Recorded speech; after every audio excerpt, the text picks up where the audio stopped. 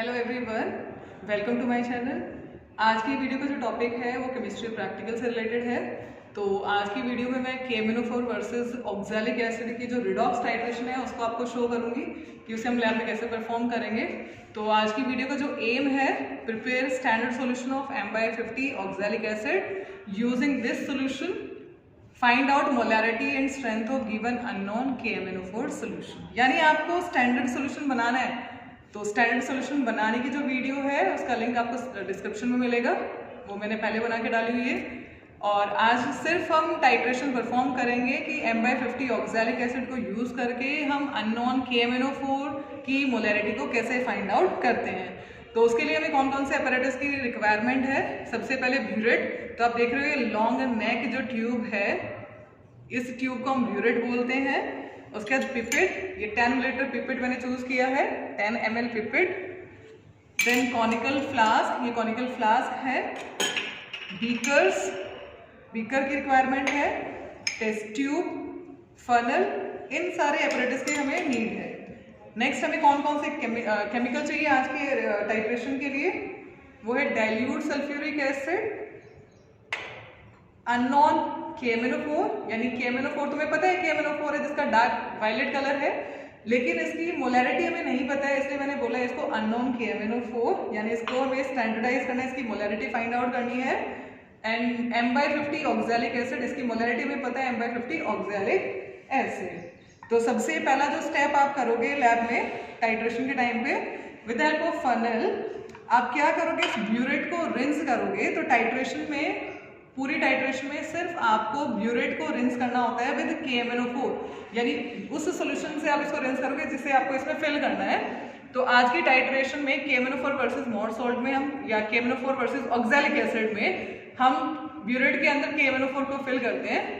तो आप इसमें क्या करोगे, अराउंड 1-2 ml KMnO4 ट्रांसफर करोगे और उसे एक अलग से बीकर में निकाल के थ्रो कर दोगे। ये हमने क्यों किया है कि अगर इसमें कोई वाटर ड्रॉप या कोई और इम्प्योरिटी है वो इस KMnO4 के साथ निकल जाएगी और इसमें सिर्फ KMnO4 बचेगा। और इस KMnO4 को मैंने थ्रो कर दिया है। Then with the help of funnel हम इसे क्या करेंगे, फिल करेंगे अप टू 0। ये 50 मिलीलीटर है, तो ऊपर है 0, नीचे है 50। ये 0 ml है और यहाँ है 50 मिलीलीटर। तो आप क्या करोगे, इसको ट्रांसफर करोगे और इसको 0 तक फिल करोगे।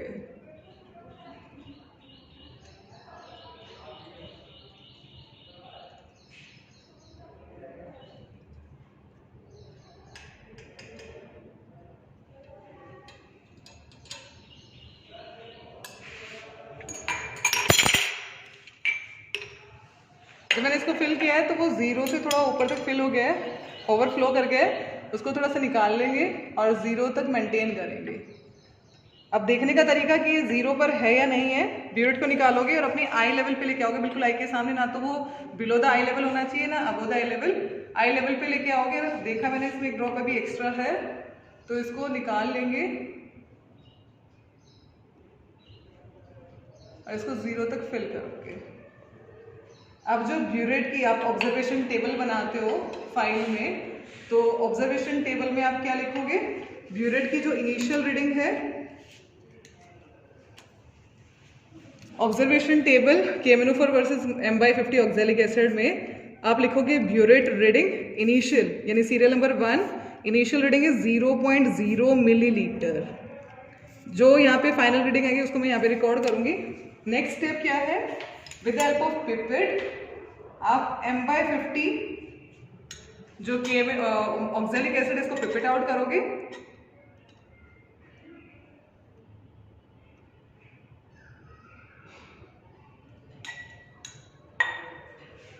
और जैसे जैसे आप फर्स्ट फिंगर की हेल्प से प्रेशर को रिलीज करोगे, ये ऑक्सैलिक एसिड इसमें से देखो लेवल नीचे जाता जा रहा है, और जैसे ये मार्क तक आ जाएगा आप इसको टाइटली होल्ड करोगे। ये एक्यूरेट है, बिल्कुल मार्क तक है। यहाँ पे मार्क बना हुआ है, स्क्रैच मार्क। यहाँ तक की वॉल्यूम 10 मिलीलीटर है, तो ये मैंने 10 मिलीलीटर ले लिया है M/50 ऑक्सैलिक एसिड। इसको एक क्लीन कॉनिकल फ्लास्क में ट्रांसफर करेंगे और बची हुई वॉल्यूम को हम एयर ब्लो करके नहीं निकालेंगे, क्योंकि जो इसमें वॉल्यूम बच गई है ठीक है। जो हमने ट्रांसफर किया वो 10 मिलीलीटर हम ट्रांसफर कर चुके हैं, ये एक्स्ट्रा वॉल्यूम है तो इसको एयर ब्लो करके निकालने की नीड नहीं है। और इसमें क्या डालेंगे, क्लीन टेस्ट ट्यूब यूज करेंगे और more than half test tube dilute sulphuric acid को ट्रांसफर करेंगे। More than half test tube dilute sulphuric acid आप इसमें ट्रांसफर करोगे। तो टेस्ट ट्यूब को टिल्ट करके हमेशा एसिड को आप यूज करोगे, क्योंकि आपको पता है एसिड हमारे लिए हार्मफुल है।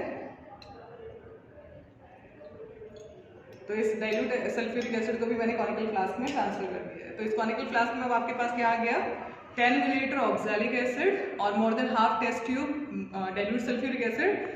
जो डाइल्यूट सल्फ्यूरिक एसिड डाली है वो इस KMnO4 को स्ट्रॉन्ग मतलब एसिडिक कंडीशन प्रोवाइड करने के लिए डाली है, क्योंकि KMnO4 एसिडिक मीडियम में स्ट्रॉन्ग ऑक्सीडाइजिंग एजेंट का काम करता है। तो यहाँ पे जो ऑक्सैलिक एसिड है वो रिड्यूसिंग एजेंट होगा और ये पूरी टाइट्रेशन जो है वो रिडॉक्स टाइट्रेशन है।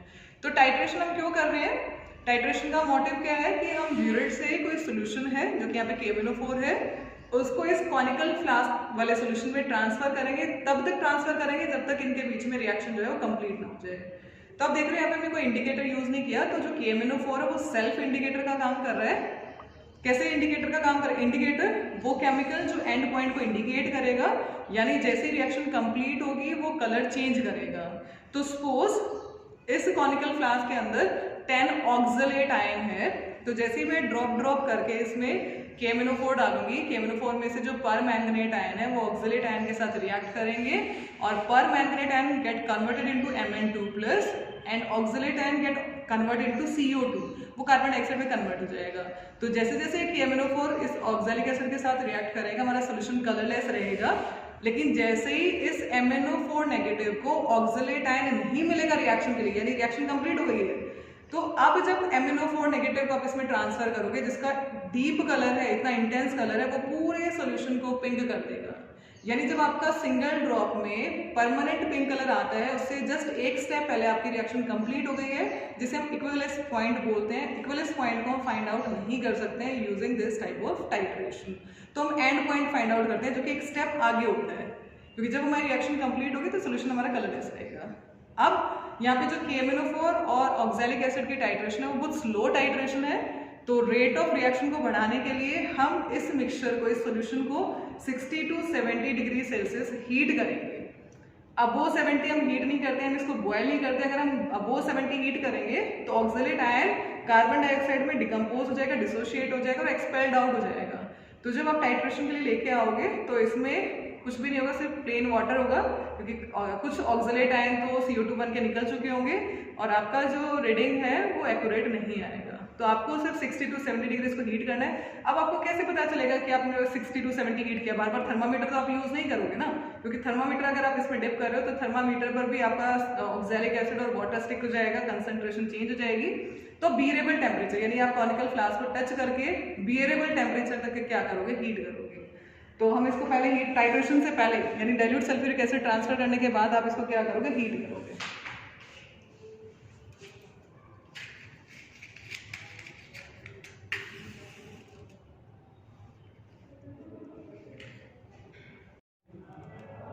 अब आप इसको फील करके देख रहे हो, बियरेबल टेम्परेचर तक आपको क्या करना है, इसको मतलब हीट करना है, वार्म करना है, आपको बॉयल नहीं करना है। यानी जो मिक्सचर है वो आपका बॉयल नहीं होना चाहिए। अगर ये 70 क्रॉस कर जाएगा, 70 से ज़्यादा बॉयल हो जाए, हीट हो जाएगा, तो जो ऑक्सलेट आयन है वो डिसोशिएट होकर CO2 में कन्वर्ट हो जाएंगे। CO2 गैस होती है, वो एक्सपेल्ड आउट हो जाएगी।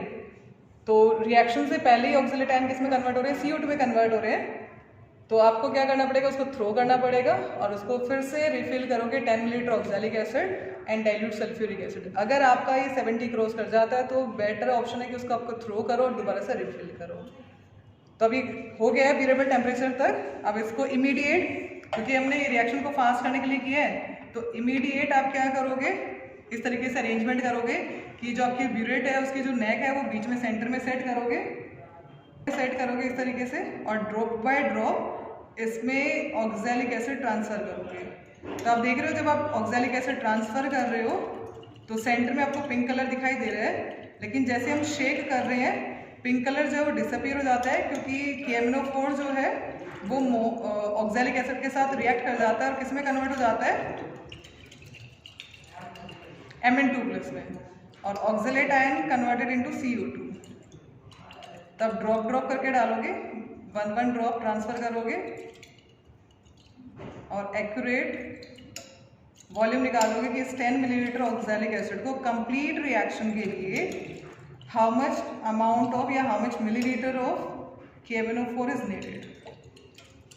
तो टाइट्रेशन में जो हम कर रहे हैं कि ब्यूरेट से एक सोल्यूशन ट्रांसफर करें KMnO4 कॉनिकल फ्लास्क में, मोटिव हमारा यही है कि हम ये फाइंड आउट करना चाह रहे हैं कि इस 10 मिलीलीटर ऑक्सैलिक एसिड को कंप्लीट रिएक्शन के लिए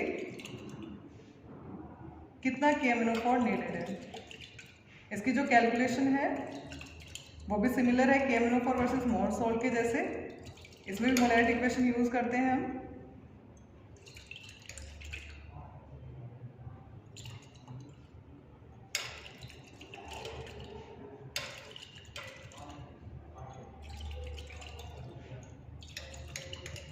ड्रॉप बाय ड्रॉप डालोगे,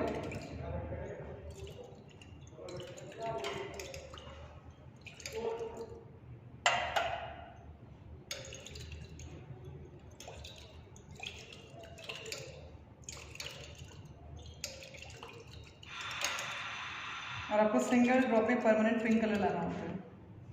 और पिंक कलर क्यों आता है वो भी मैंने आपके साथ अभी डिस्कस किया था। KMnO4 यहाँ पे सेल्फ इंडिकेटर है, उसका डार्क कलर है, तो उसे किसी इंडिकेटर की नीड नहीं है।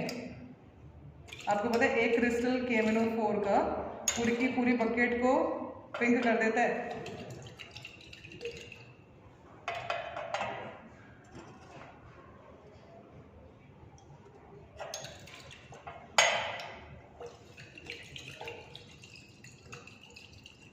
तो एंड पॉइंट आ गया, आप उसको कितना ही शेक करो ये पिंक कलर डिसअपीयर नहीं होगा। तो जो एंड पॉइंट आया है वो आया है, फाइनल रीडिंग जो आई है वो 7.5 आई है। तो आप यहाँ लिखोगे 7.5, तो फाइनल रीडिंग इज 7.5। और वॉल्यूम ऑफ KMnO4 यूज्ड कि इस 10 मिलीलीटर ऑक्सैलिक एसिड को कंप्लीट रिएक्शन के लिए कितना KMnO4 चाहिए, तो है फाइनल माइनस इनिशियल। तो 7.5 माइनस 0.0 यानी 7.5 मिलीलीटर। तो सेम टाइट्रेशन का आप 2-3 टाइम और रिपीट करोगे और कॉन्कर्डेंट रीडिंग फाइंड आउट करोगे। कॉन्कर्डेंट मतलब जो आपका वॉल्यूम ऑफ KMnO4 यूज्ड है, जब तक वो सिमिलर नहीं आ जाता है आप इस एक्सपेरिमेंट को रिपीट करते रहोगे, टाइट्रेशन को रिपीट करते रहोगे। फिर से आप क्या करोगे, क्लीन कॉनिकल फ्लास्क में 10 मिलीलीटर ऑक्सैलिक एसिड ट्रांसफर करोगे, डाइल्यूट सल्फ्यूरिक एसिड डालोगे, इसको हीट करोगे अप टू 70 डिग्री सेल्सियस। और आपकी इनिशियल रीडिंग वही जो फर्स्ट एक्सपेरिमेंट की जो फाइनल रीडिंग है, अब वो इनिशियल रीडिंग हो जाएगी।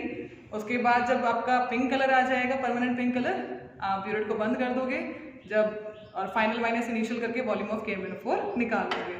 तो सपोज इसकी कॉन्क्लूडेंट रीडिंग ही 7.5 मिलीलीटर आ गई सपोज, तो इसी को यूज करके मैं आपको कैलकुलेशन सिखाती हूँ कैसे करेंगे।